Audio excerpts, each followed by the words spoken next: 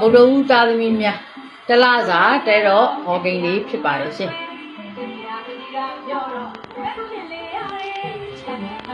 ဗုဒ္ဓဦးသားသမီးများတဲ့ဒီတလားကကာလအတွင်းမှာတဲ့မိမိတို့မရတော့ဘူးလို့ထင်ထားတဲ့ကိစ္စစိတ်ရှုပ်နေတဲ့စိတ်ပင်ပန်းစွာဖြစ်နေရတဲ့ကိစ္စမျိုးတွေကနေပြီးတော့မှအခွင့်အရေးကောင်းအခွင့်လန်းကောင်းတွေပြန်ပြီးတော့ဝင်လာတတ်တယ်တဲ့ငွေကြေးနဲ့လာပါပြန်ပြီးတော့မှပွင့်လန်းလာတာမျိုးပိတ်ဆို့နေတာရှိရင်ပြန်ပြီးတော့ပွင့်လန်းလာမျိုးလေးတွေကြုံတွေ့လာရတတ်ပါရဲ့တဲ့အဲ့တော့ကျမ်းမာရေးအနေနဲ့အနာဟောင်းယောဂပေါ်တတ်တဲ့အနေငယ်ဒီဆိုင်ပြပါအရင်ရဖြစ်နေကြယောဂဟောင်းလေးပေါ်တတ်တဲ့အဆုပ်ရေးပတ်တာရင်ဘတ်အေးပတ်တာနှလုံးအသက်ရှူမွားတာပေါ့နော်ဒါမျိုးလေးတွေဖြစ်တတ်တဲ့အနေငယ်ဒီဆိုင်ပါတဲ့စီးပွားရေးအနေနဲ့ကတော့ရဝေးရရောယနီးရနှစ်ဖက်လုံးနှစ်ရက်လုံးကနေပြီးတော့စီးပွားရေးငွေကြေးကိစ္စတွေဝင်လာတတ်တဲ့လူမျိုးကြားဘာသာကြားနဲ့ဆက်တူလုပ်ရတဲ့အလုပ်တွေဆရာခေါ်ယူပြီးတော့လုပ်တဲ့အလုပ်တွေအောင်မြင်တတ်တယ်တဲ့တိုက်ခန်းကိစ္စအယောင်းဝယ်ကိစ္စတွေအထူးအဆင်ပြေအောင်မြင်တတ်ပါတယ်တဲ့မြေဝင်ကိန်းလည်းရှိနေနော်ပညာရေးနဲ့ပတ်သက်ပြီးတော့အားကောင်းတဲ့အချိန်ကာလမျိုးလေးပါတဲ့ပညာရေးမှာကအနည်းငယ်စိတ်ထည့်ထားဖို့လိုရနော်အဲ့တော့ပညာရေးမှာဘာဖြစ်လဲဆိုပညာရေးမကောင်းလားဆိုတော့ကောင်းတယ်ကိုကစိတ်ဝင်စားမှုအားနေတဲ့အချိန်ကာလမျိုးဒါမျိုးလေးနည်းငယ်ဖြစ်နေတတ်လို့ပါတဲ့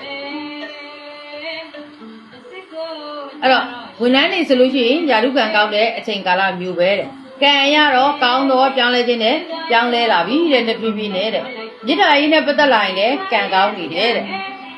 အဲ့တော့အမျိုးသမီးဗုဒ္ဓဦးပေါ့ဗုဒ္ဓဦးသမီးမိန်းကလေးတွေဗုဒ္ဓဦးမိန်းကလေးတွေအနေနဲ့ကမိမိတို့ရဲ့ဖုံးကံအရာပေါ့နော်အိမ်တွင်းအိမ်တော်ရေးကိစ္စတွေစကားပြောဆိုရတတ်တယ်မင်္ဂလာကိစ္စတွေပြောရတတ်တယ်တဲ့ဒါအမျိုးသမီးတွေစမ်းပွင့်တတ်တယ်ပေါ့မျိုးသားတွေအနေနဲ့ကတော့ငွေကြေးလက်လာပါကိုကံမြင့်နေတဲ့အချိန်မှာငွေကြေးလက်လာပါကိုအထူးပြုတဲ့ဥစ္စာယတနာတွေကံပွင့်လက်ပွင့်ဖြစ်တတ်တယ်တဲ့ဒီလမှာအဲ့တော့အစားတောက်စားတာတော့အနေငယ်ယူဆိုင်ဖို့လိုတယ်တဲ့နော်အစားတောက်မှာကိုယ်နဲ့ဓာတ်မတည့်တဲ့အစားအစာသို့မဟုတ်ကိုယ်နဲ့မလာလိုတဲ့အတိုက်ခံလုပ်တဲ့လူတွေရှိရနေအစားတောက်တွေအတက်နိုင်ဆုံးရှောင်ကျင်ပြီးစားဖို့လိုတယ်တဲ့ကို့မှာအတိုက်ခံအနေငယ်ရှိရနော်အဲ့တော့အစားတောက်တွေသွားတာလာတာတွေအနေငယ်ယူဆိုင်ပါငါရေးခီးရှောင်မှာတင်းတိုင်းမြေမနှင်းတာပိုကောင်းပါတယ်နော်အဲ့တော့အိမ်တော်တွေဖို့မိမိကိုချုပ်ကင်တဲ့လူပေါ်တတ်တယ်တဲ့နော်အိမ်တော်တွေဖို့ကိုယ့်ကိုချုပ်ကင်တဲ့လူဆိုတော့အမျိုးသမီးနောက်ဆက်ရှိတယ်လို့ကျွန်မအနေပြောချင်တယ်နော်အမျိုးသမီးနောက်ဆက်လည်းငယ်ရှိပါတယ်အဲ့တော့မိမိရဲ့အိမ်တော်မင်္ဂလာအတွင်းမိမိရဲ့အိမ်မှာဘုရားရှင်တန်ရှင်းရေးလုပ်ပြီးပါနော်ဘုရားရှင်တန်ရှင်းရေးလုပ်ပါ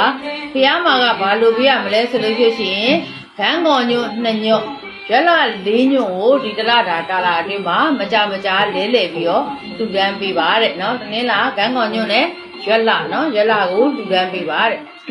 အဲ့ဒါလေးကိုဘာလို့ရမလဲဆိုရင်ဖလားလေးနဲ့ထည့်ပြီးတော့တူတန်းနိုင်ရင်ပို့ပြီးတော့ကောင်းပါတယ်နော်